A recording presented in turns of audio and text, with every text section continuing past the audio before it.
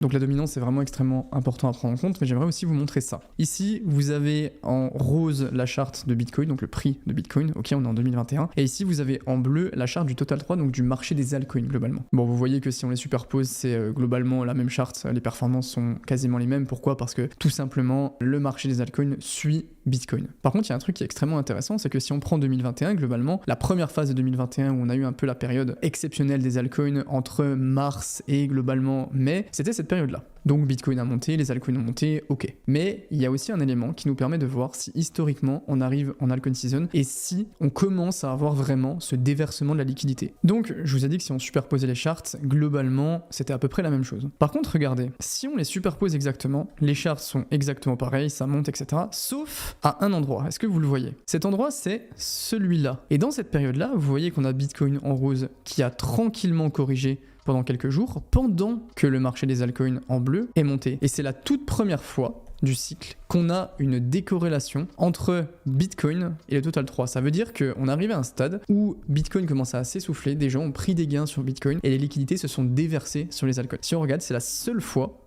où on a une décorrélation dans ce sens-là. Et regardez maintenant si je vous rajoute la charte de la dominance Bitcoin qu'on a vue, qui est en violet cette fois, qui est plus en bleu. À partir de ce moment-là, qui est la décorrélation entre Bitcoin et le marché des altcoins, on a eu une énorme chute de la dominance. Si on veut, on peut aussi regarder pour le cycle 2017, où regardez, si on superpose les chartes, elles sont globalement similaires, à part à ce moment-là, qui est intéressant parce que c'est après l'ATH de Bitcoin, où les liquidités se sont déversés sur les altcoins à partir de ce moment-là. Ça, c'était en fin de cycle. On a eu une deuxième décorrélation en 2017 qui est cette zone-là où Bitcoin a accumulé mais les altcoins sont montés. Donc pour avoir une altcoin season, c'est exactement ce qu'on veut. On veut une chute de la dominance rapide sous 55% minimum et on veut une décorrélation entre Bitcoin et le Total 3. Aussi Ethereum Bitcoin en hausse pour montrer que l'afflux arrive sur le marché des crypto-monnaies, même si je vais quand même le voir un peu différemment pour ce cycle. Donc maintenant, ok, on a notre décorrélation, mais est-ce que ça signifie qu'on a des gros gains qui arrivent après cette ligne-là où on commence à avoir une décorrélation? Parce qu'au final, est-ce que les gains n'ont pas tous été déjà faits? Ben, je vais enlever les deux charts et regarder uniquement la ligne verte, d'accord? Qui est la ligne où on a eu la décorrélation. J'ai rajouté quelques cryptos au pif, genre Cardano, XRP, etc. Et on va essayer de voir un petit peu à partir de la ligne verte ce qui s'est passé. Si on prend Cardano, les gros gains ont clairement été faits après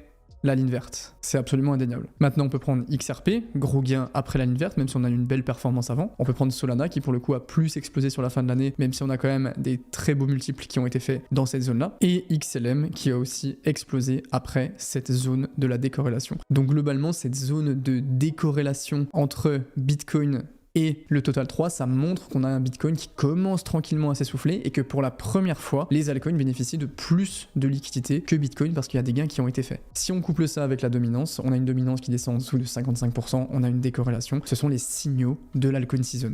Maintenant, ok, c'est bien marrant de faire du rétro-trading, mais globalement, qu'est-ce qui se passe pour ce cycle actuel? Bah, si on superpose les deux charts, on voit que pour l'instant, elles sont exactement les mêmes. Le marché des altcoins ne fait que de suivre Bitcoin. Donc on n'a pas encore eu de gain assez significatif pour avoir un Bitcoin qui s'essouffle et qui permet aux altcoins de s'exprimer tout seul. Globalement, pour vous donner un petit peu mon ressenti, je pense qu'on va avoir un schéma similaire à celui-là. On va avoir un gros afflux de liquidité avec tout ce qui se passe autour de Trump, des réserves stratégiques, etc. sur Bitcoin. Cette liquidité, autour du mois de mars-avril, on va avoir la fameuse décorrélation entre Bitcoin et le Total 3, où on aura une altcoin season, sûrement pendant cette zone de avril-mai. Évidemment, c'est une théorie qui est très boule de cristal, donc forcément les temporalités seront pas exactement ça, mais je pense que c'est le schéma qu'on peut avoir par rapport à ça, avec une dominance qui cassera en dessous des 55% dans quelques temps. C'est globalement les signaux que je vais essayer de rechercher. Je voulais juste faire un dernier point sur la fameuse altcoin season. Je vous rappelle que tout dans le marché des cryptos, et je dis bien tout, est fait pour que l'argent passe des retails aux whales, aux institutions. Donc forcément, il faut qu'il y ait un doute sur le fait que le bull run est fini, que Trump a pris toutes les liquidités, que c'était l'ATH, qu'on n'aura pas d'alt season, etc. Et même l'altcoin season en elle-même, il faut qu'on ait un doute sur le fait qu'elle existera ou pas, parce que c'est ce qui va permettre aux gens qui sont un petit peu en train de regarder ce qui va se passer, de FOMO une fois qu'on aura cette fameuse cassure de la dominance et que les altcoins commenceront à bénéficier des liquidités. C'est très mécanique et en même temps c'est assez psychologique. C'est pour ça que je vais vraiment surveiller l'évolution de cette dominance, l'évolution du Total 3, mais pour moi, on aura une altcoin season. Il faut juste être encore un petit peu patient pour que l'aspect mécanique se mette en place. L'altcoin season, ça va être aussi le moment où il y aura beaucoup d'opportunités. Évidemment, j'en parlerai sur ma chaîne YouTube, même si beaucoup de mes thèses d'investissement sont déjà sur